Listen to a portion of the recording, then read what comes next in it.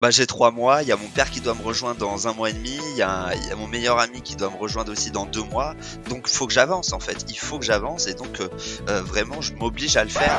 Si je trouve un char à voile, allez, je me lance dedans, ça sera marrant et puis ça leur mettra un petit côté, regardez, parce que moi ce que je défends c'est regardez, c'est possible en fait, on peut faire autrement. Et ouais, ça a été très très difficile les débuts. J'ai commencé par faire des petits 5 minutes, mais là j'ai un format maintenant qui dure 1 heure, qui fonctionne et je suis trop content parce que vraiment je vois l'évolution. Bonjour, vous êtes sur le point d'écouter un nouvel épisode de l'Instant Outdoor, le podcast outdoor dans lequel on partage les meilleurs conseils et histoires des acteurs du sport outdoor. Mon objectif est de vous inspirer et vous inciter à bouger en conservant votre santé grâce aux conseils et retours d'expérience pour se lancer et progresser dans votre sport. Nutrition, préparation mentale, entraînement, apprentissage, parcours de vie, on abordera ici tous les sujets sans tabou et de façon naturelle. Je suis François Hinault, fondateur de Planet Trail Productions, speaker, créateur de contenu pour le sport outdoor et organisateur du Grand Raid du Finistère. Contactez-moi sur contact@planettrail.com, sur LinkedIn ou sur mon site planettrail.com. Bonne écoute. Bon, alors aujourd'hui je suis en présence de Rémi, Captain Rémi exactement. Je suis très content de te recevoir après de nombreuses tentatives, surtout lors de ta progression sur le GR34 où on n'a pas réussi à coordonner nos agendas. On a été mis en relation grâce à Simalp. Donc merci beaucoup à Simalp pour cette mise en relation. Ça fait quelques mois qu'on doit se voir, s'entendre, Ouais. s'écouter, se parler. Comment vas-tu, Rémi ? Et ben ça va très bien. Moi aussi je suis content de t'avoir et de pouvoir faire cet échange. Trop cool. Alors écoute, j'ai beaucoup de questions à te poser parce que en plus ça tombe bien, tu viens de terminer un petit défi assez insolite, mais qui a un message assez profond. Donc on va pouvoir en parler aussi durant l'échange. On va pouvoir parler de ce GR34, on va pouvoir parler aussi du GR20 que tu as fait. On va pouvoir parler de tout un petit peu tes aventures et tant d'histoires. Mais avant ça, je te propose de te présenter, s'il te plaît. Ouais, alors bah moi je m'appelle Rémi, j'ai 36 ans depuis hier et je suis écrivain voyageur slash aventurier, conférencier, enfin j'ai plein de cordes à mon arc, mais la chose principale que je fais c'est des voyages type aventure que je vais ensuite raconter soit dans des livres, soit dans des conférences, soit dans des vidéos, des films que je partage sur mes réseaux sociaux. Ouais. Alors, tu vois, j'ai reçu, plusieurs aventuriers sur le podcast, et il y a toujours en fait une question que j'aime bien, poser à ce type de profil, que vous êtes, vous les aventuriers. Hem, Qu'est-ce qui a fait que toi, tu as osé partir à l'aventure, partir, faire toutes ces voyages, toutes ces rencontres, alors que d'autres, ont envie de le faire mais ne le font pas? Ah ça, c'est une grande question, hein, c'est la question de la vie parce que moi, on parle d'aventure, mais de manière générale, est-ce que les gens osent faire des choses hors des sentiers battus? Est-ce qu'on va oser quitter son emploi? Honnêtement, moi, je peux pas me mettre à la place des gens. Je peux que parler de mon parcours personnel. Moi, je sais que j'ai une très très très très grande soif de liberté et que c'est un peu ça qui conduit mes choix dans ma vie et de se dire bah j'ai envie de j'ai envie de vivre et j'ai pas envie d'avoir de regrets plus tard. Moi j'ai mon histoire personnelle m'a mis très jeune face à la mort et donc j'ai une relation aussi à la mort mais aussi à la vie moi qui me donne envie de vivre plus et plus intensément. Et donc c'est vrai moi que souvent je le dis aux gens, on n'a qu'une seule vie, on va tous mourir et c'est maintenant qu'il faut vivre, c'est pas plus tard, quoi. Et donc moi vraiment depuis allez, on va dire que depuis que j'ai 22 ans, donc ça fait plus de 15 ans, ouais, que je voyage et que je me mets en condition pour vivre des choses que qui me semblent extraordinaires parce que en fait je vais découvrir des univers complètement différents, aussi bien la marche à pied. Il y a 10 ans, j'ai jamais marché, pareil pour le vélo, pareil pour la voile ou le char à voile là plus récemment. Et donc moi ça me plaît de découvrir des univers. Ouais. Alors, tu as fait notion d'un mot qui moi, m'est profondément cher et primordial dans mon mode de vie aussi, c'est la liberté. Ce choix d'être libre, de n'avoir finalement que les contraintes que tu choisis d'avoir. Mhm. Pour autant, il y a toujours des choses que l'on subit et que l'on ne choisit pas forcément, tu vois? Pour prendre, mon exemple perso, je voulais vivre, comme je l'entendais. Maintenant il y a aussi des réalités de la vie qui font que tu es obligé d'avoir, de l'argent qui rentre à la fin du mois et Ouais. ça t'oblige de faire des choix, des fois, qui sont assez difficiles à faire. Est-ce que toi, dans cette, quête de la liberté, il y a aussi des compromis que tu as dû faire? Ah, complètement, hein. C'est une remise en question perpétuelle pour trouver un équilibre entre justement cette liberté et effectivement, il y a un besoin d'argent. Comment je fais pour réduire, par exemple, mes dépenses? Enfin, moi, toute ma vie, je vis seul, j'ai pas d'enfant, j'ai pas de compagne. Du coup, mes frais, ils sont moindres aussi. Hem Même dans mes choix de vie, là, tu vois, je me présente comme aventurier, mais il y a un choix de dire: «OK, en fait, comment vit un aventurier? De quoi va vivre un aventurier?» Enfin, c'est bien d'aller faire des voyages, mais derrière, en fait, faut quand même payer un loyer. Il y a quand même des charges qui sont là chaque mois et comment je les paye? Et donc il y a une vraie réflexion autour des partenariats, par exemple, que je trouve pour des aventures ou qui vont m'accompagner, la vente de livres, la vente de conférences, spectacles à soit des entreprises, soit des associations. Et donc tout ça, c'est un modèle économique, qui met du temps et qui est pas stable dans le sens où, pareil, c'est, par exemple, avoir des sponsors pour une aventure. Tu me dis si je parle trop, hein? Non, on parle jamais trop sur ce podcast. Non, avoir des sponsors, d'un côté, c'est bien parce que ça m'offre de l'argent, ça va m'offrir de l'équipement, ça me permet de, peut-être d'avoir plus moyens, pour une aventure. Mais de l'autre côté, ça peut aussi être contraignant parce qu'il va falloir, rendre des comptes à une entreprise, à un partenaire, que ce soit en termes de contenu à créer pour cette marque ou de mise en avant de la marque. Et du coup, c'est un équilibre qu'il faut trouver, sachant que moi, mon but, c'est pas d'être un panneau publicitaire, c'est avant tout, quand même de faire des choses que j'aime sans, pour autant, à vouloir vendre des choses, par mon image. Je suis un peu, dans l'anti-consommation, donc ça n'a pas de sens, que d'être, un panneau publicitaire, ou de prendre l'avion, toutes les semaines. Enfin, c'est pas du tout ça, les valeurs que je défends, ouais.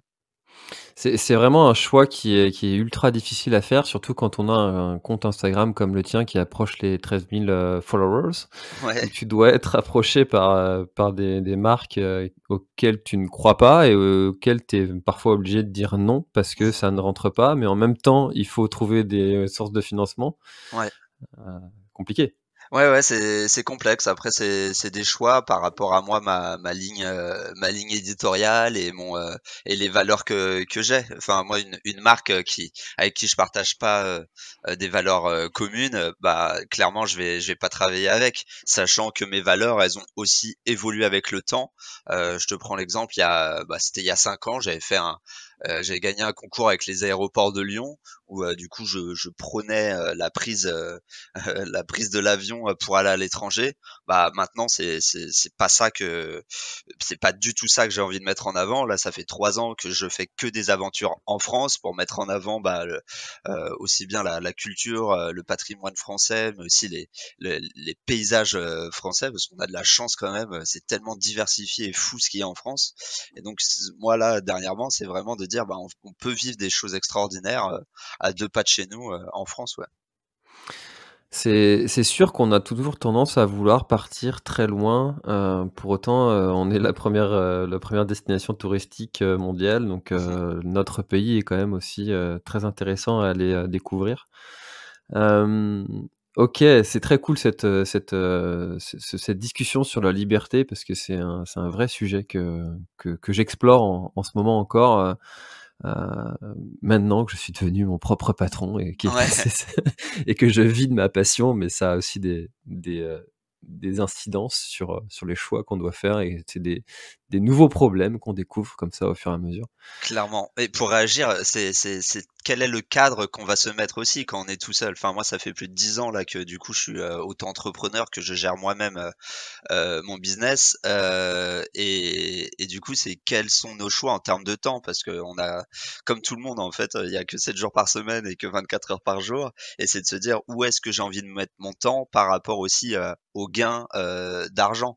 Moi, là, vraiment dans ma démarche, actuelle, et j'ai de la chance d'en être arrivé là, mais c'est de me dire: «OK, je peux passer, 80 de mon temps quand même à faire des choses que je kiffe».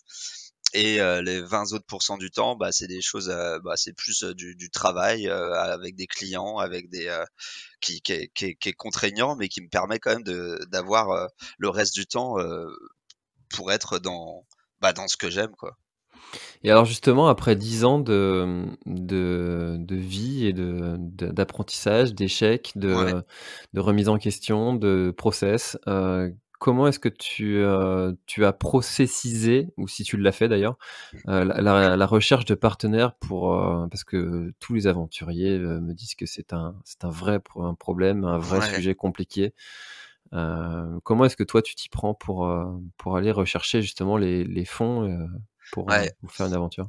Ouais, honnêtement, c'est peut-être la partie que j'aime le moins faire, et je suis pas très, très bon là-dedans par rapport à ce que je peux proposer. Faut savoir que là, souvent je fais du repeat avec des marques avec qui j'ai déjà travaillé, avec qui il y a déjà un rapport de confiance. C'est plus compliqué d'aller chercher des nouvelles marques. Là, je prends l'exemple pour le GR34, donc je suis parti 3 mois marcher sur, le sentier des douaniers qui longe toutes les côtes bretonnes, donc c'est 2 200 kilomètres à faire, et je cherchais des marques pour m'accompagner, et malgré, heu, on va dire, malgré, l'influence que je peux avoir et la visibilité que je peux avoir dans mes projets, bah, ça reste compliqué à trouver des marques qui sont prêtes à s'engager et à mettre de l'argent sur la table pour t'accompagner. Hem et du coup, ça demande du réseau. Le réseau, bah, en fait, ça c'est pas du jour au lendemain, c'est aussi être présent, à des événements physiques, c'est rencontrer des gens, c'est, présenter, être clair, sur son projet, c'est avoir, hem, comment dire? C'est aussi avoir, de l'expérience en amont pour pouvoir démontrer qu'on a déjà travaillé avec d'autres marques, c'est pouvoir, prouver qu'on est fiable, et tout ça font que, bah, on peut, aller trouver des partenaires, plus simplement. Mais des fois, je tombe à par exemple, là, je voulais un partenaire pour avoir une montre connectée, sur cette aventure. J'ai jamais réussi, enfin, j'ai contacté, bah, tous les constructeurs de montres connectées avec GPS. Aucun n'a voulu me suivre sur cette aventure, et je ne sais toujours pas pourquoi. Alors que pour moi, ça faisait complètement sens, heu, mais heu, mais j'ai pas réussi. Mmh. Ça, c'est le principe, de la roue et du vélo, en fait, c'est toujours plus difficile quand on est au feu rouge de démarrer, alors que quand, le vélo est lancé, c'est, le coup de pédale coûte moins cher. Ouais, Donc là, l'expérience, fait que bah, tu vas dans un premier temps relancer les partenaires avec qui ça a fonctionné, et donc ça doit prendre quand même un peu moins de temps, mais j'imagine que, bah, il y en a qui arrêtent de suivre certains projets, d'autres qui arrivent, et mmh cetera. mh. Donc c'est une relation à tenir au quotidien. Mais je prends Hem, l'exemple de ouais. Simalp, que j'avais déjà fait un partenariat avec eux il y a 3 ans, j'étais allé, sur l'île de la Réunion, ils m'avaient suivi, ils m'avaient envoyé de l'équipement, enfin ça s'était super bien passé, et donc là pour le GR34 pareil, ils m'ont suivi, en mode, bah, ouais, on adore tes valeurs, on est toujours on te suit depuis des années, et on est carrément chaud pour t'accompagner, quoi. Donc ça fait très plaisir aussi d'avoir ce genre de partenaire. Alors parlons de ce GR34, Ouais, tu as lancé ce projet-là avec une phrase, un slogan, ou je sais pas comment on peut appeler cette phrase, mais un hommage à la lenteur. mmh Est-ce que tu peux développer? ouais, hem Alors, moi, ça faisait longtemps en fait que je voulais faire une marche longue, parce que j'ai pu faire des randonnées un peu plus courtes comme la traversée de la Corse sur le GR20, le tour du Mont Blanc, la traversée de l'île de la Réunion à pied, de Corfou. Enfin, il y a plein d'îles comme ça, j'ai pu traverser à pied, mais ça reste entre une semaine et 2 semaines. Euh, Là, je voulais vraiment partir dans un périple euh, qui, euh, qui où je vais aller où je voulais aller ressentir des choses nouvelles en fait, comme le chemin de Saint-Jacques de Compostelle, avec cette idée de je vais prendre mon temps pour faire bah, du coup c'est 2100 kilomètres et je vais vivre des choses extraordinaires, mais je ne sais pas ce que je vais vivre encore, mais je sais que je vais avoir une autre notion du temps. Moi, la notion du temps, elle est hyper importante parce que un des voyages, moi, qui a vraiment changé ma vie, c'est une traversée de l'Atlantique en voilier en tant qu'équipier. Donc 35 jours en pleine mer où tu es déconnecté du monde et donc déconnecté du temps. Et en tout cas, il y a une notion du temps qui est complètement différente parce que bah, t'es plus du tout en lien avec la Terre et t'es juste en lien avec bah, la météo et ce qui se passe autour de toi. Et donc je voulais revivre cette déconnexion en étant toujours en étant en France, mais à me dire ok, je vais prendre du temps et juste marcher et puis on verra chaque jour comment bah, comment ça va se dérouler quoi. Et alors, comment ça s'est déroulé? Et ben, comment ça s'est déroulé? Bah, pas du tout comme j'avais prévu parce que ce qui est marrant, c'est vraiment je voulais pas être trop ambitieux, je voulais pas me donner trop de défis, de challenges, mais malgré ça, en fait, je me suis quand même imposé des choses. Et dès le début, en fait, je me suis imposé un nombre de kilomètres que je voulais faire tous les jours pour réussir à mon objectif. Donc, c'était 3 mois de marche à hauteur de 25 kilomètres par jour.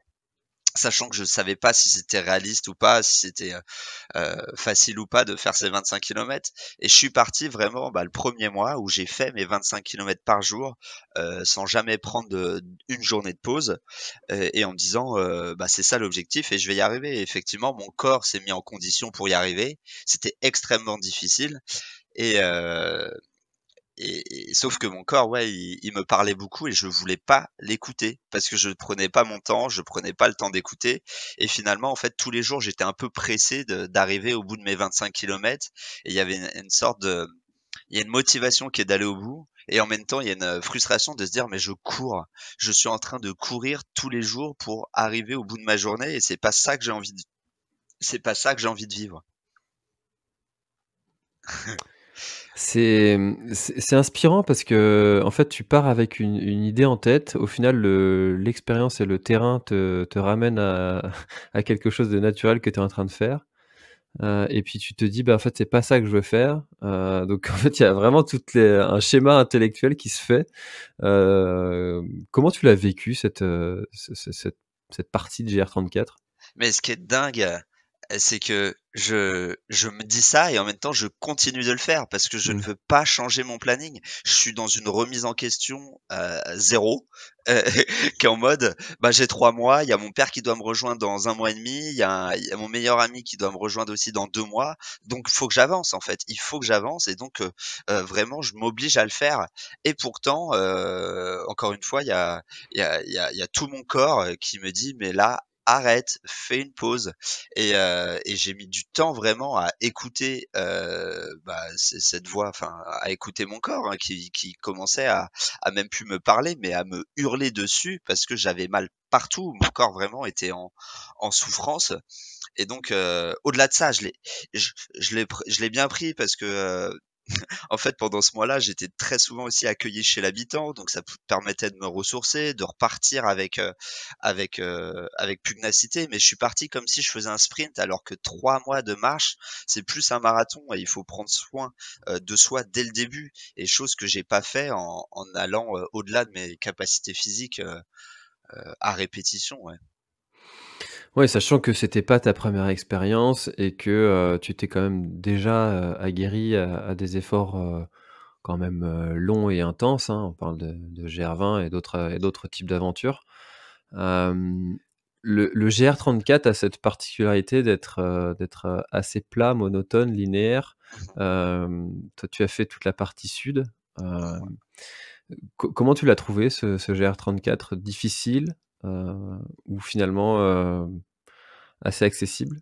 Ouais, alors pour faire le lien avec les autres aventures que j'ai pu faire, à chaque fois, c'est entre 1 et 2 semaines. C'est-à-dire que tu peux aller taper, dans tes réserves, mentales, physiques, parce que tu sais que quand tu auras fini au bout de 2 semaines et ben, tu vas pouvoir te reposer et prendre soin de ton corps. Or là, en fait, moi, je vraiment en permanence, j'allais, un peu au bout de mes capacités du jour et finalement, à jamais prendre le temps de me ressourcer et donc ouais, ça a été compliqué. Pour le GR34 du coup, oui, j'ai fait la partie donc je suis parti de Saint-Nazaire, qui n'est pas en Bretagne et pendant 3 mois, On j'ai salue marché nos amis de Loire-Atlantique. ouais, heu et pour aller jusqu'à Brest, donc j'ai fait 1 200 kilomètres et pour moi, je l'ai pas trouvé si monotone que ça. Enfin non, même je l'ai pas trouvé monotone parce qu'effectivement, il y a la mer qui est sur ma gauche en permanence, l'océan, Atlantique qui est sur la gauche, mais en fait, les paysages, ils changent tous les jours, que ça soit en termes de lumière, que ça soit en termes de, je sais pas, de falaises, de plages, d'arbres, de grandeur, de je sais pas, en fait, il y a vraiment, suivant qu'il y ait la marée ou pas, suivant l'endroit où on est, qu'on soit dans le golfe du Morbihan ou plus sur des énormes plages de sable fin, comme, je sais pas, à Loch Tudy ou avec l'île Tudy. Enfin, en permanence, en fait, j'étais en admiration devant les paysages et je me disais: «Waouh, c'est dingue, c'est beau, c'est rafraîchissant» et la lumière aussi changeait en fonction des nuages, de la journée, et j'ai quasiment pas eu de pluie. Enfin, c'est ça qui est dingue. En plus, c'était, avril, mai, juin et j'ai évité la pluie pendant 3 mois donc Mais c'est ça, faut le dire, faut le répéter, hein, c'est une légende, hein. bah, beaucoup de Bretons m'ont dit: «Arrête de dire qu'il fait beau, faut laisser Mais croire aux gens tout que» le monde va venir après. ouais, voilà, c'est ça. Déjà que l'immobilier est en train d'exploser là chez nous, ça ça va être l'enfer. Ouais et ben, ça, c'est quelque chose que j'ai ressenti aussi le 1er mois, donc en partant de Saint-Nazaire, en passant par Guérande et enfin toutes les côtes. En fait, beaucoup de maisons étaient fermées et je galérais, en tout cas le 1er mois en avril, à trouver une maison d'ouverte, juste pour aller remplir ma gourde d'eau parce que c'est beaucoup de maisons de location, de gens qui sont là, que pour la saison et qui le reste de l'année, laissent leur maison, déserte, ouais. Et et alors justement, tu fais comment pour, dormir chez l'habitant? C'était principalement de l'accueil, via les réseaux sociaux ou tu allais, toc toc, j'ai besoin d'un j'ai besoin d'un lit ce soir, Ouais, comment tu t'y prends? j'ai fait les 2. Honnêtement, en fait, c'est très éprouvant en fin de journée d'aller toquer aux portes, pour demander à dormir chez l'habitant parce qu'on va se prendre des refus et en fin de journée, en fait, on est fatigué, on a beaucoup moins d'énergie. Donc ça m'est arrivé de le faire, ça m'est arrivé de réussir, mais le plus gros, en fait, ça a été via les réseaux sociaux. Alors pas forcément via ma page, Capitaine Rémi, mais plus, via des groupes Facebook, fiers d'être breton ou les Morbihanais vous accueillent, enfin des groupes comme ça où je décrivais le projet et il y a eu un bouche à oreille pas possible autour de mon projet et du coup j'ai eu beaucoup, enfin quand je dis beaucoup c'est énormément des centaines de propositions d'hébergement sur mon chemin. Ouais, des fois, c'est même frustrant parce qu'elles sont trop rapprochées. On aimerait qu'elles soient bien Ouais, espacées idéalement. c'est ça. Puis on peut pas aller chez tout le monde. C'est Stéphane Brognard avec qui j'avais enregistré aussi un épisode qui avait fait un tour de France à vélo pour le coup et qui disait qu'il y avait une extrême bienveillance de la part d'une communauté des bikepacking, des bikepackers, Ouais. aussi qui accueillent comme ça les gens chez eux, comme quoi hein, ça se fait. Ah mais c'est extraordinaire. Souvent on me dit oui en France, à chaque fois, moi, je raconte mes aventures à l'étranger. On me dit: «Ah, mais en France, c'est pas comme ça» et les gens, mais ils se trompent complètement. Moi, toutes les aventures, ça fait 3 ans que je fais des aventures qu'en France. À chaque fois, mais je suis accueilli, mais partout, mais c'est royal. En plus, on parle la même langue, donc il y a des discussions qui sont très profondes. Moi, l'objectif aussi de ce tour de la Bretagne, c'était me connecter à mes racines. Je suis breton d'origine, je m'appelle Rémi Le Calvez, ça je passe pas inaperçu, en Bretagne mais du coup, moi, ça me permet aussi d'aller creuser, la culture bretonne, en étant accueilli, bah, chez des Bretons et de leur demander, bah: «Est-ce que vous vous sentez breton? Qu'est-ce que c'est pour vous être breton?» Des questions comme ça, ouais. C'est vrai qu'il y a une identité, quand même forte, en Bretagne et une revendication, d'être breton, de la part des Bretons. clairement. Tu vois, hein, sur l'arrivée des courses, et j'en fais partie de ces gens-là, hein, qui ont un drapeau breton qu'ils prônent fièrement. Ah oui. Alors faudrait, j'ai pas fait d'études historiques sociologiques, pour, savoir qu'est-ce qui fait qu'on est aussi fier d'être breton? Je sais pas. Alors qu'est-ce qu'ils t'ont dit les gens? Il y a plein de réponses et en fait, moi, une réponse qui m'a marqué à chaque fois, c'était: «Non, mais moi, je me sens pas breton, mais je me sens, de cette région de Bretagne» et à chaque fois avec des régions, spécifiques. Enfin, je me sens, je sais pas, je je me sens, je sais pas, de la région de Lorient, je me sens du Morbihan, mais je me sens pas breton totalement. Et j'ai rencontré des gens qui étaient jamais, enfin des grands-pères, des grands-mères qui étaient jamais sortis en fait de leur patelin quoi. Et ça c'est assez hallucinant. Ouais et ça c'est quelque chose qu'on m'a raconté aussi, alors il y a les monts d'Arrée, c'est en plein Ouais, cœur de Bretagne. Hem, il y a des gens qui habitent là, qui n'ont jamais vu la mer. ouais, C'est hallucinant quand même, enfin ils sont à 20 kilomètres quoi. ouais. S'ils montent sur le plus haut sommet, ils la voient la mer. Et ben, ils y sont jamais allés. Et bon, je pense qu'ils sont plus beaucoup, mais ça existe quoi. Et ouais, c'est vrai, il y a des gens comme ça qui n'ont jamais eu cette envie de bouger, d'explorer. C'est assez contradictoire justement avec toi, ton mode de vie. Et est-ce que vous arrivez à vous comprendre?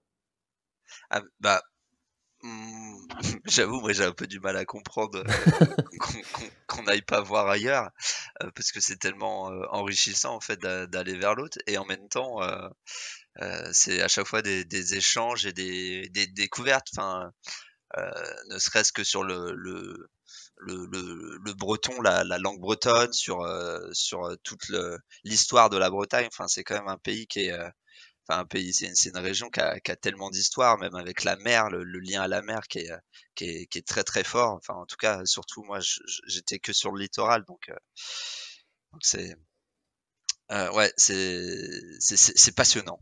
Mmh, tout à fait. Mais en plus, enfin, c'est vrai qu'il y a une volonté de la Bretagne de dynamiser le centre, le cœur de Bretagne avec, des parcours de trail qui sont mis en place. En bref, il y a Mmh. plein de choses qui s'organisent pour mettre en avant aussi toute cette région, comme terre sportive, culturelle, et j'en suis, l'un des acteurs, Ouais. l'un des fervents acteurs.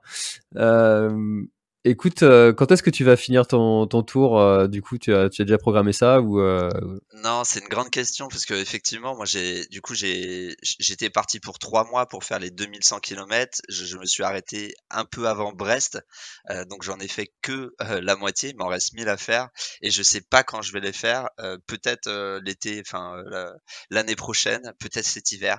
Honnêtement, je sais pas encore. Là, j'ai besoin aussi d'aller, tout ce que j'ai vécu, en fait, sur ce sentier parce que c'est 3 mois de voyage où j'ai écrit, tous les jours. Donc c'est 3 mois aussi d'introspection et j'ai besoin d'aller creuser, tout ce que j'ai vécu, heu, parce que c'était très, très fort et il m'est arrivé beaucoup de choses et donc ce qui s'est passé, pour la petite histoire, donc je disais le premier mois, j'étais dans le rush, j'écoutais pas mon corps et en fait au bout d'un mois, mon corps a vraiment, implosé à me dire, «Il faut que tu arrêtes» et effectivement j'avais des tendinites, heu, au niveau des pieds. J'ai mon genou aussi, je me suis, cassé la gueule dans un escalier où je voulais pas écouter, j'avais une douleur au genou et donc j'ai dû faire un arrêt en plein milieu de, 3 semaines, quasiment un mois, avant de pouvoir repartir et donc ça m'a appris aussi énormément de choses sur l'écoute du corps, sur la patience, être capable de remettre en question, ses propres choix et c'est ça le pire pour moi, hein, qui était très très gênant. C'est je me disais: «Mais il y a personne qui m'a dit de faire ça, c'est que moi qui me suis, donné ce plan-là et pourtant j'arrive pas à en sortir. Pourtant j'arrive pas à me dire: "OK, relativise, c'est rien, tu es juste en train de marcher, il y a rien de grave à prendre un mois de pause, mais ça, j'arrivais pas à l'accepter. est-ce que c'est un problème d'ego? Hem, Difficile à avouer ça, hein. est-ce que c'est un problème d'ego? Certainement, oui, il y a ce côté de se dire, je comment ça je suis pas comment ça je suis pas capable de le faire? Comment ça mon corps, il veut pas répondre à mes attentes? Il y a ouais certainement oui, il doit y avoir de l'ego surtout que, bah, en fait je croisais d'autres randonneurs qui faisaient peut-être 30-35 bornes par jour alors que j'en faisais que 25, qui avaient des sacs plus lourds que moi et où tu te dis: «Beh, pourquoi moi j'y arrive pas?» et tu te dis: «Bah si en fait j'y arrive» et donc oui tu te mets en marche pour y arriver mais à quel prix? C'est ça en fait, à quel prix, à quel prix je faisais ça? Et heureusement, bah oui, au bout d'un mois, plus le choix en fait. J'ai dû vraiment m'arrêter parce que les douleurs étaient très présentes. Et au-delà de l'ego, enfin si je peux continuer, en fait, j'avais mis tellement d'enjeux sur cette marche parce que c'est la première fois où j'entreprenais une marche tout en me disant: «Je veux en faire un film documentaire» et en me disant: «Je veux en écrire un livre» et donc il y avait un truc genre: «Je ne peux pas m'arrêter en plein chemin. Je ne peux pas parce qu'il faut que j'avance. Il faut que je termine ce projet si je veux ensuite pouvoir, faire ce film et écrire ce livre» et donc ça me mettait enfin c'était moi, hein, qui m'étais mis cette pression, mais ça me mettait une pression supplémentaire et du coup, je ne voulais pas accepter, l'échec, quoi. Et tu vois, on en revient à cette notion de liberté, Mmh. de notre début d'échange où, finalement, en fait, de l'aventure, de l'envie de liberté, de découverte, de vivre selon ses propres termes et ben, tu te retrouves à avoir, finalement des quelques contraintes que tu avais pas forcément anticipées, au tout début de ce mode de vie. Et j'en ai fait les frais. Alors, tu vois, moi, je l'ai avoué et je l'ai dit plein de fois l'année dernière. J'ai fait beaucoup trop de choses pour justement booster les réseaux. Coucou, j'existe. Je pensais que si je faisais pas un ultra trail tous les 2 mois, j'existais plus. Enfin, Ouais. voilà. Et au final, bah, sanction, je me suis blessé. Et en fait, c'était ça. C'était juste booster son ego, se dire je suis meilleur que les autres. Heu, enfin voilà, tu te donnes des excuses, et c'est intéressant en fait de se dire que tu vois, tu te dis: «Ben, moi j'avais ce film, j'avais ces attentes aussi des partenaires que j'avais démarchés, sollicités, Ouais, vendu un projet». Hem, clairement. c'est compliqué, ouais. Je confirme. Mais le pire, c'est que c'est moi qui me mets ce cadre-là. Enfin, c'est ça qui est moi qui me fait encore plus halluciner. C'est un cadre que je me suis imposé moi-même. Et donc le cadre, c'est moi qui l'ai choisi. Et pourtant, j'ai pas réussi à enfin, j'ai mis du temps, enfin, à casser ce cadre pour entrer dans une autre dynamique. Et ça a été beaucoup, moi honnêtement, hein, le 2e mois, ça a été beaucoup de pleurs et de remise en question à me dire: «Bah, là, je suis à l'arrêt, qu'est-ce que je fais? J'en peux plus, j'en ai marre, je veux repartir, mais je mon corps me n'est plus là» et donc ça a été vraiment laborieux, ouais, d'accepter tout ça. D'autant que, en plus, je suis sûr que quand tu as, dit à tes partenaires: «Bah, voilà, je peux pas continuer l'aventure», Mmh. tous t'ont dit: «Bah, oui, on comprend». Eh oui, c'est vrai. Mais tout le monde, hein. Ouais. Mais tu verrais le nombre de messages, déjà sur internet à partir du moment où je dis: «J'ai mal», il y a tout le monde qui me dit: «Mais pourquoi en fait? Enfin, pourquoi tu t'infliges ça? Pourquoi tu ne t'arrêtes pas?» et les partenaires pareil à dire: «Mais en fait, écoute-toi, nous on n'est pas à ta place, on sait pas ce que tu ressens, il y a que toi qui peux décider et nous on va pas t'en vouloir parce que tu as arrêté une aventure, ou mis en pause ton aventure». Ouais, il y a quelque chose que je dis souvent, c'est quand, des fois je programme un enregistrement avec, un athlète élite, qui a de forts enjeux sur une course, Mmh. et puis il me dit: «Bah, on peut pas faire l'enregistrement, j'ai abandonné». Je dis: «Mais attends, mais ce que les gens ont envie d'entendre, c'est des histoires et finalement ton abandon est une histoire. Pourquoi tu as abandonné? Quels sont tes apprentissages? Comment est-ce que tu aurais pu l'éviter?» Il y a plein d'histoires à raconter autour d'un abandon, d'un arrêt, d'une reprise, heu et en fait, bah, ton histoire du GR34 qui s'arrête mais qui va reprendre, Mmh. c'en est une. Ah clairement. Ouais, non, mais clairement, moi j'ai pas de difficulté à parler de tout ça, hein. C'est juste que sur le moment, c'était très complexe, de prendre des décisions. Après moi, j'ai fait un état des lieux de pourquoi du coup, j'ai pas réussi, enfin pourquoi j'ai dû faire une pause d'un mois et donc il y a plusieurs circonstances. Il y a, de pas avoir pris de pause. Donc j'ai pendant un mois non-stop, j'ai pris 0 pause, donc ça c'était, pour moi une erreur. J'aurais dû prévoir, en tout cas au début, peut-être que, prendre le temps que son corps s'adapte et donc, être OK avec le fait de prendre des pauses. Je pense que l'hydratation a été un problème. Je ne buvais pas assez dans la journée, je ne buvais pas assez le soir. L'autre problème que j'ai vu, c'est, l'alcool. Heu Bienvenue. Bienvenue en Bretagne. Alors, j'étais, hébergé, enfin, quand tu es hébergé en fait chez des gens, ils t'attendent, donc ils t'offrent un repas, mais ils t'offrent aussi l'apéro, ils mettent du vin à table et finalement tous les soirs, j'allais me coucher avec, bah, pas mal d'alcool dans le sang, mais surtout pas assez hydraté. Et donc, le matin, enfin, tout ce qui est tendon, la base, c'est l'eau, c'est l'hydratation. Et je pense que j'ai pas été vigilant pendant le premier mois à dire oui un peu à tout et n'importe quoi en termes d'alcool en tout cas. Je dis pas que je me mettais des cuites tous les soirs, hein, c'est pas ça que je suis en train de Non, dire. mais je vois bien. Mais je veux dire, quand, parce que c'est du sport, hein, c'est finalement. Et donc juste boire, je sais pas, 2 pintes, le soir, avant de se coucher, en fait, le lendemain, ouais, tu as un effort physique à faire et pas tip top, quoi. Surtout quand c'est pendant 30 jours d'affilée. Mais oui, mais oui, En plus, enfin, je sais, je connais pas ton mode de vie quotidien, mais en plus, c'est pas quelque chose que tu fais chez toi, c'est pas une habitude. Et puis là, en plus de faire un effort physique, bah, t'as ça à ingérer en plus. Et puis en même temps, les gens qui te reçoivent, pour eux, c'est une journée, ils veulent te recevoir clairement. dignement, et il y a cet aspect-là qui rentre dans le. C'est marrant.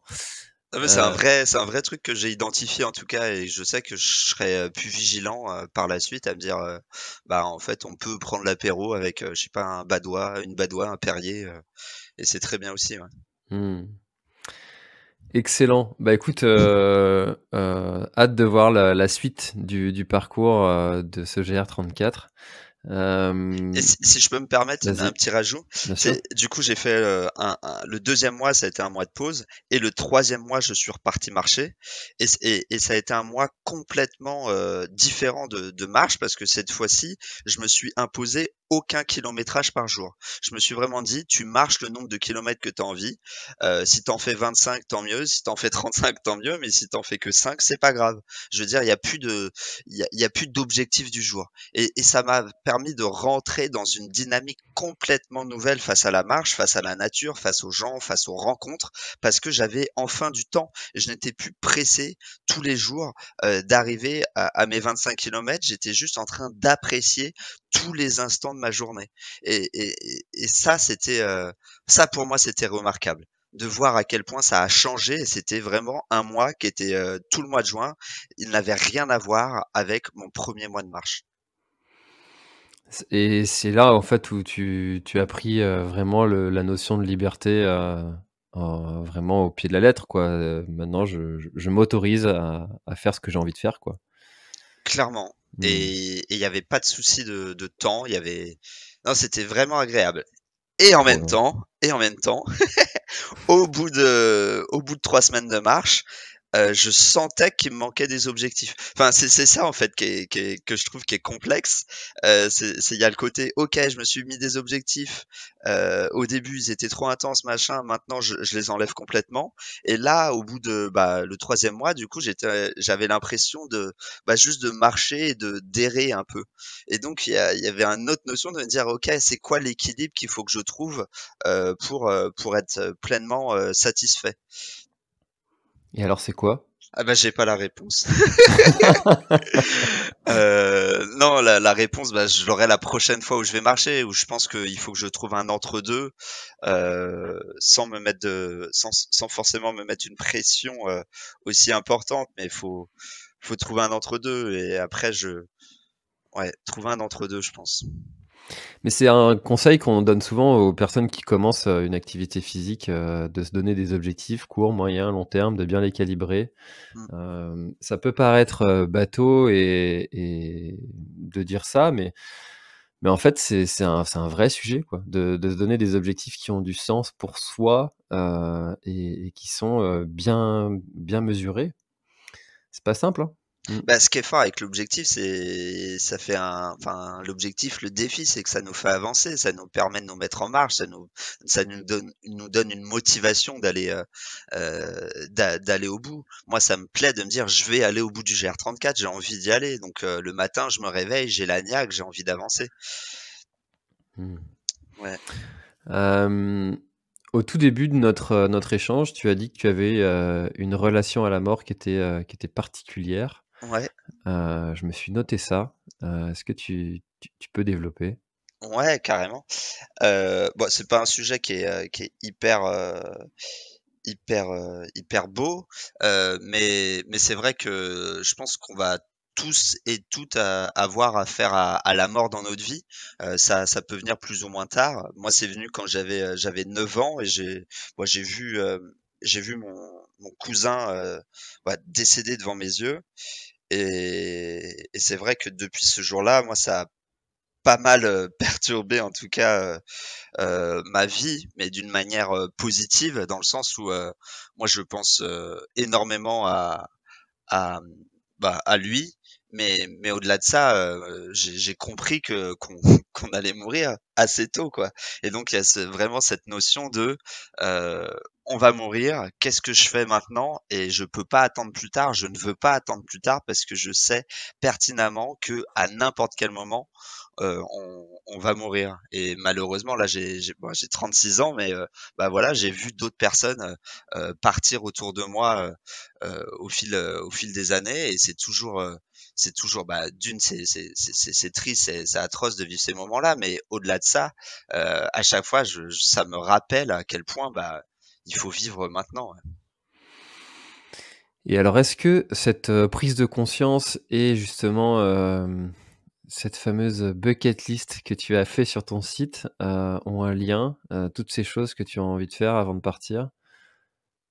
Qui sont S totalement opposés en plus, hein. On passe, de de participer aux Jeux olympiques à boire du whisky avec de l'eau, de neige. Enfin, Ouais, bah, il y avait cette liste de se dire, «J'ai envie de vivre, des choses extraordinaires avant de mourir».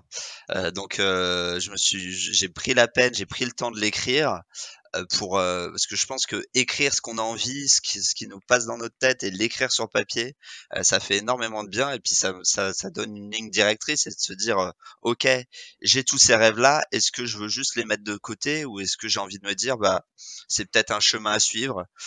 Moi, ça fait 8 ans du coup que je suis ce chemin-là, je dois avoir 80, à peu près 80 rêves d'écrits, j'ai dû en faire la moitié. Il y a pas d'objectif de les barrer, tous, hein. C'est plus de me dire, je vais aller vivre des choses, parfois j'irai jusqu'au bout, parfois, il y aura des échecs, mais c'est pas grave parce que l'important c'est tout ce que ça peut m'apporter en termes d'intensité, d'émotion, d'apprentissage, de rencontres, de moments de vie, ouais. il y en a un qui m'a fait rire, c'est le 64, vivre jusqu'à au moins 100 ans, entre parenthèses, en cours. Et ouais. Non, mais c'est vraiment la pensée positive. Moi, je suis dans la pensée positive et je sais pas, moi, je vais tout faire en tout cas pour vivre le plus longtemps possible. Et bah, ça se joue dès maintenant. En tout cas, j'ai ce sentiment-là, donc j'essaye d'enlever de ma vie toute frustration, toutes mes émotions, j'essaye de les accueillir, de les réfléchir, de comprendre un peu comment je fonctionne. Et souvent, quand je dis aux gens que je veux vivre jusqu'à 100 ans, ils imaginent, bah, les personnes, vieilles, qui sont en mauvaise santé, qui ont pas toute leur tête. Moi, je veux vivre jusqu'à 100 ans, mais en très bon état. C'est ça l'objectif, ouais. Tu veux vivre et pas survivre. Voilà, c'est ça. Mmh. Hem, tu as parlé de ton papa aussi Mmh. qui te rejoint sur certaines aventures. Il en fait certaines avec toi, j'ai vu. Ouais.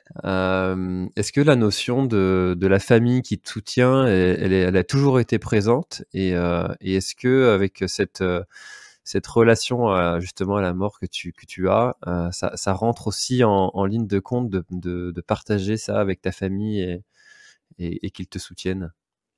Ouais, moi je pense que il y a rien de plus fort que de partager des moments de vie avec ceux qu'on aime et il faut se le permettre.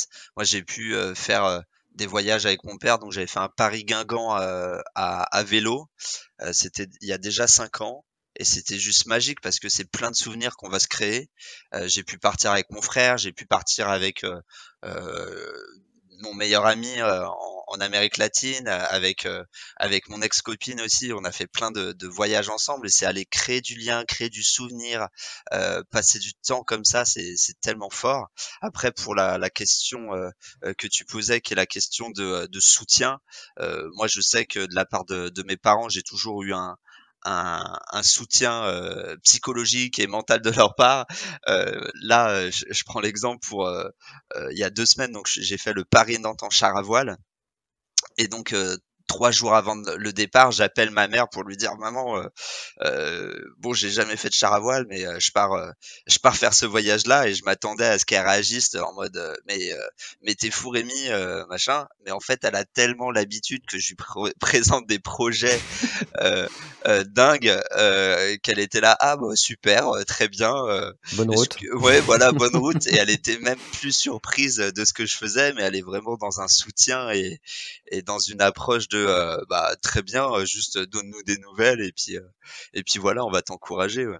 Ouais, le curseur de l'aventure n'est pas placé au même, et de l'inquiétude n'est pas du tout au même endroit pour eux, parce que tu les as toujours habitués à ça, j'imagine. Voilà, sachant qu'il y a 10 ans, c'était absolument pas le cas. Hein. Je tiens à préciser. Hein. Ouais, c'est venu avec le temps. Oui, voilà. Alors justement, cette aventure de Paris à Nantes, est-ce que tu peux nous raconter son histoire, sa genèse, comment ça s'est passé Ouais, complètement. Alors, eh ben, il y a eu l'affaire du PSG, du Paris Saint-Germain, avec l'entraîneur Galtier qui a réagi à une conférence de presse. On lui a posé une question s'il comptait prendre autre chose qu'un jet privé pour se rendre à leur match à Nantes. Et ce à quoi Galtier a rigolé et ironisé en disant on réfléchit à le faire en char à voile. Il y a Mbappé qui a rigolé à cette blague et donc ça a un peu fait un tollé parce qu'il y avait une sorte enfin moi je l'ai pris comme ça, mais un mépris un mépris de classe et comme si le réchauffement climatique les intéressait pas, que c'était pas leur problématique, et de faire cette blague-là, elle a vraiment été mal prise par beaucoup de gens. Toi, tu l'as Euh, pris comme une blague? Bah moi c'est une blague où il le fait dans le vestiaire. Enfin je, je- moi en fait ce qui m'a perturbé, c'est que bah, c'est une blague où il a réfléchi avant cette blague. Il la sort pas de nulle part. Ça a été réfléchi. Tu vois Mbappé, il sait on voit Mbappé qui réagit en amont, qui est déjà en train de rigoler à la connerie que va sortir Galtier. Et moi, je l'ai plus pris en mode, mais ils sont complètement déconnectés. Ils se rendent pas de compte qu'en ce moment, le gouvernement est en train de demander à tout le peuple français de faire des restrictions sur leur consommation, à mettre en avant la sobriété. Et eux, on leur pose une question et ils ricanent en disant, bah non, en fait, le train, on le laisse pour les autres. Nous, on s'en fout, quoi. Et là-dessus, oui, il y a eu énormément d'articles de journaux. Et il y a eu cette idée de se dire, bah, en fait, est-ce qu'on peut pas leur montrer que c'est vraiment possible de le faire en char à voile et de se dire, bah, moi aussi, je vais faire une blague. Et donc, il y a pas mal de personnes qui m'ont dit, mais Rémi, en fait, t'es peut-être le seul mec en France qui pourrait le faire parce que t'as l'habitude de faire de faire des défis un peu insolites. J'avais déjà descendu la Seine en pédalo, la Loire en radeau. Et du coup, faire un défi en char à voile comme ça, moi j'avoue ça m'a titillé, c'était pas mon idée première, mais au bout de 2 jours, je me suis dit bon, si je trouve un char à voile, allez, je me lance dedans, ça sera marrant et puis ça leur mettra un petit côté, bah, regardez, parce que moi ce que je défends c'est regardez, c'est possible en fait, on peut faire autrement. Évidemment le char à voile, c'est peut-être pas la meilleure solution, mais on peut faire en fait, quand on veut, on met les moyens et on peut y arriver. Hmm. Tu l'as trouvé où ce char à voile là? Parce que bon, on va revenir au sujet plus profond, mais clairement, quand j'ai vu l'engin, je me Ouais. suis dit, mais il l'a trouvé où son truc? Ouais, moi ça a été ça le plus compliqué, j'ai passé une journée à appeler tous les constructeurs de chars à voile de France, et aussi les constructeurs de vélos couchés à voile, qui est en termes de construction, ça se construit différemment. Il y en a un qui est fait pour la voile avec une aide avec les pédales, alors que le vélo couché, c'est avant tout un vélo euh, avec une voile qui va aider à avancer. Donc c'est pas le même rapport. Et au final, il y a Seagull qui est une entreprise bretonne qui est au niveau de Auray. Le patron, il a adoré le projet. Il m'a dit OK, bah si tu veux, je peux t'en prêter un pour l'occasion. Et donc il me l'a envoyé. J'ai pu le réceptionner à Paris. J'ai mis une demi-journée, enfin j'ai mis une après-midi, je suis allé dans un parc pour tester le char à voile, sachant que j'avais vraiment jamais fait de char à voile de ma vie. Et puis le lendemain, j'étais parti du Parc des Princes, quoi, départ du Parc des Princes. Hmm. En plus, c'était très marrant le PSG possible sans gasoil. Et oui, je suis graphiste de formation, je me suis amusé à détourner le logo du PSG avec un superbe char à voile et puis un jet privé qui est... Franchement, je suis très content de ce logo-là Ouais, et il est excellent. Ouais. il est cool. Euh, du coup, tu sais, on dit souvent choisis ton combat, choisis le bien. Tu vois, c'est difficile d'être sur tous les sujets qui méritent hein, de Mhm. l'attention et de la visibilité. Tu vois, je pense à la pollution, aux enfants défavorisés, aux femmes battues. Enfin, tu vois, il y a plein de sujets comme ça qui méritent d'être traités, de porter de l'attention. Ouais. Visiblement, tu portes de l'attention sur le réchauffement climatique et sur tu vois, tu as fait une vidéo sur faut-il boycotter la Coupe du Monde au Qatar. Pourtant, Mhm. étant fan de foot, ça doit te coûter de ne pas regarder cette Coupe du Monde. Ouais. Enfin voilà, tu vois, tu t'engages sur ces sujets-là. Euh, Pourquoi? Ouais.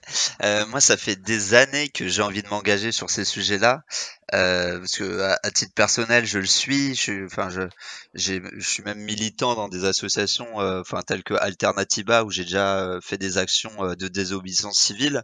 Et donc, moi, mes aventures, ça fait donc 8 ans que je suis Capitaine Rémi, que je fais des aventures et chaque aventure, j'essaie de défendre des positions, de mettre des petites graines dans la tête des gens pour que les gens évoluent sur plein de sujets. Et c'est vrai que bah, le sujet du climat, là, moi, il me semble très, très, très important parce que d'actualité et surtout. Je sens qu'il y a une urgence, enfin il y a une urgence face au climat. Après, après pareil pour la cause des femmes, moi c'est un sujet qui me tient à cœur. Donc même si j'ai pas encore fait d'aventure avec ce sujet-là comme sujet principal, c'est chaque aventure en tout cas, j'essaye d'avoir une thématique précise que je vais défendre. Ouais. Et la question c'est pourquoi? C'est ça, ouais. Pourquoi celle-ci et pas une autre? En fait, le fond de ma question, c'est Ouais. en fait, tu vois, j'ai 13 000. C'est pas, je suis pas un influenceur de renommée internationale, mais tu vois, il y a quand même un petit peu de visibilité, notamment sur ma chaîne YouTube. Mhm. Et je me dis, par exemple, quand je vais faire un ultra trail, ben pourquoi ne pas en faire profiter une association? Et j'ai eu cette réflexion de se dire, ben en fait, il y a tellement d'associations qui sont légitimes, qui méritent de la visibilité, qui méritent du soutien. Pourquoi en aider une et pas une autre? Alors après, on va me dire, ouais, mais vaut mieux en aider une que zéro. Ok, mais de là-dedans, comment tu fais pour la choisir? Et c'est un petit peu ça le fond de ma question. Ah oui. Eh ben c'est comme mes aventures, hein, je fais pas vraiment de choix en fait. Ça vient du cœur, ça vient de la rencontre, du réseau et des fois il y a des choses qui arrivent et j'ai envie d'en parler, où je me sens lié à ça et du coup je vais me laisser porter par ça, par l'opportunité en fait, hein, tout simplement. Là, effectivement, il y a le Qatar qui arrive, enfin la Coupe du Monde du Qatar qui est pour cet hiver. Bah, pour moi, c'est important d'essayer d'élever les consciences et de pointer du doigt en fait ce qui s'est passé pour la construction des stades avec les 6500 ouvriers qui sont morts, l'aberration enfin au niveau des stades qui ont été construits dans des déserts et qui vont être climatisés à ciel ouvert. Je sais pas, ça me paraît logique d'en parler. Après, c'est difficile aussi d'avoir des prises prises de parole comme ça sur des réseaux sociaux où bah, c'est un avis qui est divergent, où il va y avoir de la critique, mais en même temps j'accepte ça parce que c'est mes opinions et j'ai envie de les défendre, tout en étant moi le risque en fait c'est d'être chiant. Dans le militantisme, c'est à force de dire ça c'est pas bien, ça c'est pas bien, ça c'est pas bien, bah en fait on a l'impression d'être un emmerdeur. Moi, c'est de temps en temps, en fait, je vais passer des coups de gueule ou je vais mettre en avant des choses qui sont aberrantes. Et le reste du temps, bah, je vais quand même essayer d'apporter de la valeur ajoutée et je sais pas, du rire, des réflexions, de l'humain et voilà. C'est vrai que c'est difficile, hein, tous ces sujets, parce que, tu vois, derrière, il y a toute une réalité économique. J'en parlais avec un copain qui tient un bar. Il s'est dit, bah ouais, mais moi, pendant la Coupe du Monde, j'ai qu'à allumer la télé et mon chiffre d'affaires, il fait x3, x4 parce que Ouais, j'ai ouais. juste mis un match de foot. Et là, tu te dis, bah ouais, en fait, tu peux que le comprendre, en fait. Et ouais, mais en même temps, quand on entend les arguments, enfin, climatiser un stade dans le désert, des milliers de morts pour construire tout ça, enfin, tu vois, tu peux que être d'accord avec ça aussi, quoi. Enfin voilà, il y a plein de sujets comme ça, je trouve, qui sont C'est très difficiles. C'est des sujets qui sont hyper complexes. Chacun est à même de prendre sa décision et de décider. Moi, je dis pas il faut boycotter. Moi, je dis moi à titre personnel, j'ai pris cette décision de boycotter. Voici les raisons. Si ça vous parle, bah, enfin voilà. Ou si vous vous ouvrez votre bar, ben moi je comprends les raisons économiques. Et en même temps, il y a ce truc d'être conscient de tout ça et de dire qu'est-ce qu'on peut apporter, ouais, qu'est-ce qu'on peut changer et tout ça. Moi, ce qui m'embête, c'est les gens qui me tombent dessus en mode, enfin, comme si je disais de la merde, alors que bah ouais, il y a vraiment eu des morts, quoi. Enfin, je sais pas. Il y en a beaucoup qui se mettent un voile, qui veulent pas voir tout ça. Ouais. C'est peut-être humain, je sais pas. Euh, Il y avait une question que je voulais te poser sur ton livre Mon tour du monde des défis insolites. S'il y en Ouais. avait un seul que tu devrais présenter, euh, peut-être pour donner envie de lire les autres, ce serait lequel? Euh, et ben, bah, il y a le lien. Ah, je vais dire le Paris de Paris jusqu'à la mer en pédalo. Qui est un en fait, c'était ma lune de miel, avec, mon ex-compagne et on s'était dit: «Qu'est-ce qu'on fait comme voyage de lune de miel?» Et donc on s'est dit: «Bah tiens, on va essayer de trouver un pédalo en forme de cygne, qui était le symbole de l'amour. On va partir de Paris, qui était notre ville, mais aussi qui est la ville de l'amour et on va descendre la Seine jusqu'à la mer». Et donc on a fait un voyage comme ça de 13 jours, semé d'embûches, de péniches et d'écluses à passer et c'était absolument extraordinaire tout ce qui nous arrivait sur ce chemin en termes de rencontres et de péripéties, que ce soit, enfin ouais, c'était fou, c'était vraiment fou. Tu vois, ça fait 14 ans que je suis avec ma femme. On est mariés depuis 5 ans et demi. 5 ans, 5 ans. Ouais. Euh, je pense que si on fait ça, il y en a un qui finit par-dessus bord. C'est sûr. Et ben nous on a failli. Non mais en même temps c'est une épreuve et c'est des souvenirs que tu te crées qui sont tellement forts. Après faut être en accord, hein. Nous avec bah, c'est avec Victoria, on avait déjà eu fait des aventures ensemble et on sait comment réagit l'autre. Être sur un pédalo, bah t'es l'un à côté de l'autre en permanence toute la journée, donc c'est passer beaucoup de temps ensemble à discuter, à refaire le monde et puis à vivre quelque chose de complètement unique. Après, ça a été compliqué. C'est une fois qu'on a dépassé Rouen parce qu'on arrive en milieu maritime. Du coup, il commençait à y avoir des vagues. Il y a du courant. Il y a eu une tempête. Enfin, ça a été ça a été épique. Vraiment, ça a été épique. Ouais.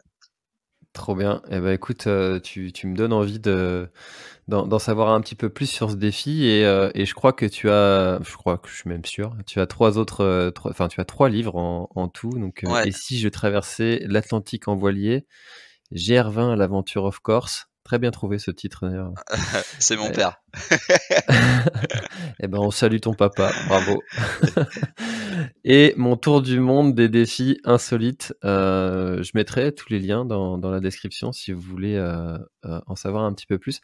Hem, juste, une des dernières questions que j'ai pour toi, le GR20, tu vois, je l'ai fait 2 fois, une fois en 5 jours, une fois en 3 jours. Waouh. Hem, toi, tu l'as fait en mode, je vais dire, entre guillemets «normal». Ouais, Qu'est-ce quels apprentissages tu en as retiré de ce GR20? Parce que c'est un objectif que j'ai de le faire, en mode normal, mais parce que c'est quelque chose que je connais pas. et ben, moi j'aimerais bien le faire en mode, parce que nous c'était 2 étapes par jour, c'était en 8 jours qu'on voulait le faire. Normalement ça se fait en 15 voire 16 jours.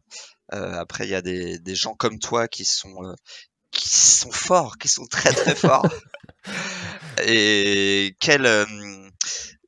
bah, je sais pas, je dirais prendre le temps. Non, j'ai pas forcément de conseils, à donner, par rapport à toi, ta situation. Je pense que physiquement, tu tiendras le coup. Peut-être que ça sera au niveau de ton sac à dos, parce que quand tu Mmh, le fais en 3 c'est ça jours ma ou en crainte. 5 jours, tu pas de sac à dos sur les épaules, j'imagine? Moi, j'avais 3,5 kg, ouais. Ouais, voilà. Moi, j'avais plus 10 kilos, mais oui, rester en dessous les 10 kilos, je pense que c'est bien pour marcher. Heu, ouais, je pense que c'est bien. Ça serait ça mon gros conseil, ouais. Vraiment, bah, c'est comme pour le GR34, hein, finalement, hein. Le poids dans son sac à dos, bah, moins on en a, mieux on se porte, ouais. Mmh. Ouais, puis je pense que ce sera pas le 1er trek que je ferai parce que c'est un objectif que j'ai de faire ça avec mon fils quand il pourra. Ah Heu, génial. donc heu je pense qu'on ira se faire des petites, aventures, avant d'aller se taper un GR20 il y aura le temps de d'apprendre plein de choses sur le trek, Trop d'ici bien. là. Rémi, on arrive déjà à 1 heure, tu vois? Au moment où ah tiens d'ailleurs, je voulais te passer une info, Ouais, avec mon compte Instagram Grand Raid du Finistère, j'ai cliqué sur suivre Captain Rémi et ouais. on est passé de 12,9 K followers à 13 000. Alors, est-ce que je suis le 13 millième? Ce serait beau. Eh ben, oui, à l'instant, effectivement. Voilà, bah, voilà. Je suis le 13 millième Ça y follower, est, on est 13 000. donc le compte Grand A du Finistère, donc qui est la course que j'organise, qui est 13 millième follower de Captain Rémi. Voilà. Hein, pendant qu'on enregistre le podcast, c'est merveilleux. C'est fort. Hem, est-ce qu'il y a quelque chose dont on n'a pas parlé et que tu aurais aimé, ajouter à notre échange, peut-être pour le clôturer ou repartir sur un autre sujet si tu as envie? Allez, beh, ça fait 1 an en fait que je travaille sur un spectacle conférence où je raconte mes voyages et la thématique c'est les rêves et donc ça c'est tout nouveau pour moi et donc je l'ai joué déjà 5 fois, depuis 1 mois et demi. Ça s'appelle Rêve, de Capitaine Rémy. Donc là, je vais essayer de le jouer un peu partout, en France et en gros, c'est un mélange de poésie, de stand-up et d'anecdotes de voyage et ça, j'en suis très fier parce que c'est pareil, c'est pour, j'essaye de faire, en sorte que les gens, bah, rêvent et se mettent en tête de réaliser leurs rêves, ouais. Ça doit être compliqué ça de passer comme ça sur scène, quand on vient surtout des réseaux, tu vois? Tu passes au public, physique, Ouais, à te confronter au regard et puis du coup quand tu fais du stand-up en plus avec un peu d'humour, des gens qui rigolent, d'autres pas, ou heu, pas. ouais ou pas, ouais. Non, c'est extraordinaire. C'est un apprentissage qui est pour moi, enfin, c'est vraiment une autre thématique, j'ai l'habitude de me filmer avec mes petites caméras, là, de me retrouver sur scène et d'avoir un feedback qui est direct, qui est chaleureux ou pas, ça change vraiment tout. Et ouais, ça a été très très difficile les débuts. J'ai commencé par faire des petits 5 minutes, mais là j'ai un format maintenant qui dure 1 heure, qui fonctionne et je suis trop content parce que vraiment je vois l'évolution et où j'en suis parce que je me suis pareil, je me suis dit je vais sortir de ma zone de confort, je vais aller vers ça et honnêtement moi c'est une satisfaction énorme de pouvoir jouer comme ça et d'avoir un public qui est face à toi et qui en qui ça résonne, ouais. Mmh. En tout cas, ça doit être une telle angoisse la première fois qu'on monte sur scène comme ça. Ah bah à chaque fois, hein. À chaque fois, moi, j'ai mon corps qui se met dans tous ces états. Là, je commence à appréhender un peu moins, euh, ouais, là, je l'ai joué en festival. Il y avait 150 personnes. Bah ouais, t'es toujours au début. Bah t'as un peu les mains qui tremblent, t'as la gorge qui est un peu nouée, la bouche qui est asséchée assez rapidement. Mais, heu, mais voilà, à force de le faire, c'est comme tout en fait, hein. Je pense c'est faut pratiquer, pratiquer. La première fois est vraiment très compliquée, c'est se lancer la première fois. Mais ensuite, je suis dans une logique de, bah, pratiquer, essayer. C'est pas grave si je me foire. Les gens ils retiennent pas ça, même des fois je fais des pauses parce que je me souviens plus de mon texte, parce que les gens ils savent que je suis en rodage.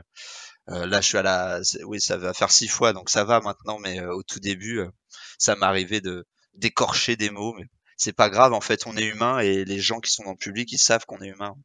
Mmh. Oui, alors que maintenant, je suis sûr que quand tu publies une vidéo, et que tu sais qu'elle va faire plusieurs milliers de vues, tu n'as plus cette angoisse de la publication, Ouah, ça si un m'angoisse peu? quand même, hein. Ouais? Bah, le coup de gueule contre le Qatar là, j'avoue j'étais angoissé parce que c'est tu vas faire un coup de gueule, tu sais que ça va faire polémique, il y a des gens qui vont pas être d'accord, tu sais pas comment ça va être reçu. C'est compliqué, ouais. Il y a des vidéos quand même là, sur des sujets qui sont un peu touchy et tu sais pas comment les gens vont réagir. Mmh. Oui, c'est vrai, quand tu sors un sujet polémique, ouais. Et surtout les gens, tu sais qu'il y en a qui vont s'en prendre à toi, qui vont t'attaquer personnellement et il faut être prêt psychologiquement à accepter ça. Il faut être sûr de ce qu'on va sortir, quoi. Moi, j'ai une profonde admiration pour les humoristes comme ça qui, hem,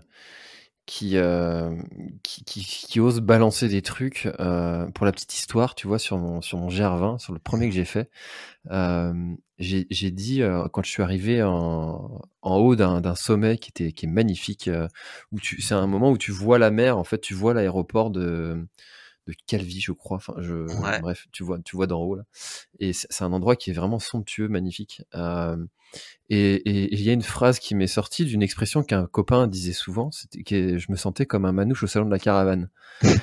Et voilà, j'ai dit ça comme ça, mais enfin, j'aurais pu dire que je me sentais comme une puce au salon de la moquette, quoi, tu vois? C'était, ouais, et et donc je l'ai publié forcément dans la vidéo et il y a une communauté de manouches de gens du voyage d'accord, qui me sont tombés dessus, quoi. Mais la vidéo a fait je sais pas, à ce moment-là, elle avait moins de 5 000 vues d'accord. et et je me suis dit: «Mais les humoristes, ils doivent s'en prendre mais plein la gueule».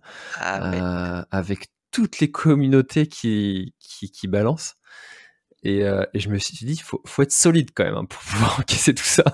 C'est clair.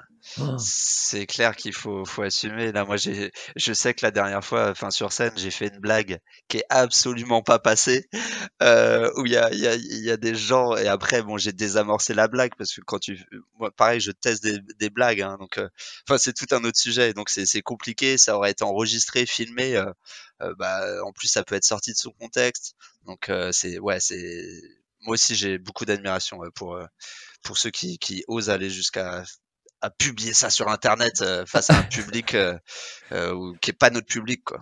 C'est ça, exactement. Bon, bah, écoute, merci beaucoup, Rémi pour cette, un peu plus d'une heure d'échange. Il y aurait eu encore plein de sujets à aborder, comme tu as traversé de l'Atlantique, enfin bref, tu as eu plein d'aventures et j'invite Ouais. les auditeurs à aller en découvrir un petit peu plus sur ton contenu, que ce soit sur, YouTube, Instagram, tes livres. Où est-ce qu'on renvoie les gens exactement?